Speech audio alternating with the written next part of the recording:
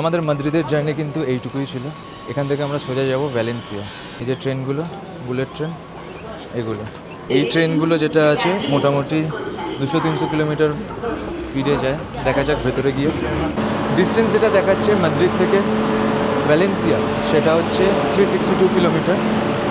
2 থেকে 2.5 ঘন্টার মধ্যে পৌঁছে যাবো। এখান থেকে হচ্ছে ট্রেনের এন্ট্রি।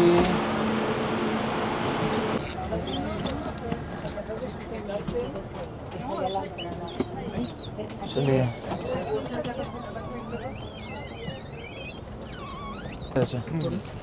একটা আমাদের 4C4D আছে, আর এইটা তো তুই চলে যা, একটা 8 এ আছে আর একটা আমাদের 9 এ আছে, বাট এখানে বসে পড়া। এখান থেকে জার্নি স্টার্ট করবো 12:30-এ।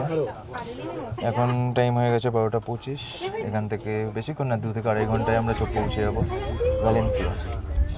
দেখিয়ে দিচ্ছি, অলরেডি আমরা বসে পড়েছি। অ্যান্ড